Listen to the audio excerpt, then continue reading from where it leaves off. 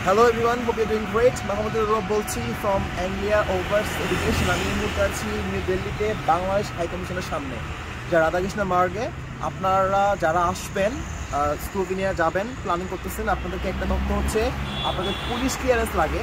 তো ওইটা বাংলাদেশ থেকে আনলে পরে যে ডকুমেন্টটা নিয়ে আসবেন সেটা কিন্তু এনাফ হয় না, বিকজ ওইটা আবার এই বাংলাদেশ হাই কমিশনে এসে আপনাকে আবার কী করতে হবে, লাইক সতর্কতা করতে হবে। তার জন্য আপনাকে একদিন, আপনাকে যেদিন আপনি আসবেন সেম ডে ডেলিভারি দিবে না, আপনাকে 2 ওয়ার্কিং ডেজ আপনাকে মাথায় রাখতে হবে।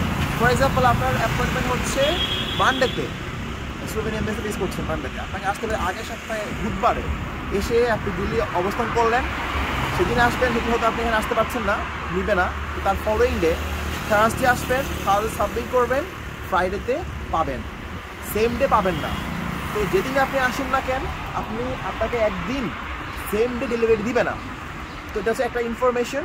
আরেকটা কথা হচ্ছে যে আপনাকে 180 থেকে 200 রুপি মতো পে করতে হবে, ক্রেডিট কার্ডে পে করতে পারেন। যদি না থাকে আপনার কাছে, ভিতরে কিছু লোকজন থাকবে হয়তোবা, তারা বলবে, তারা পে করে দিবে, কিছু এক্সট্রা সার্ভিস চার্জ নিতে পারে।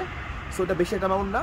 এনিওয়ে, তো যেই ইনফরমেশনটা ছিল যে আপনাকে আপনার যে সাবমিট করবেন আপনার স্লোভেনিয়ার ফাইল, ওইটাতে আপনি যে ডকুমেন্ট নিয়ে আসতেছেন বাংলাদেশ থেকে, পুলিশ ক্লিয়ারেন্স, ওটা আবার এখানে এসে আপনাকে সাবমিট করে সতর্ক করে দেন সাবমিট করতে হবে। Very important point.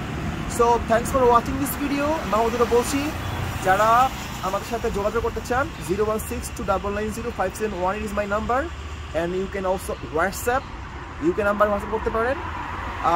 সো আরও কিছু ইনফরমেশন নিয়ে আমরা আসতেছি। Stay tuned. Thank you so much for your time. Allah Hafiz. And for now.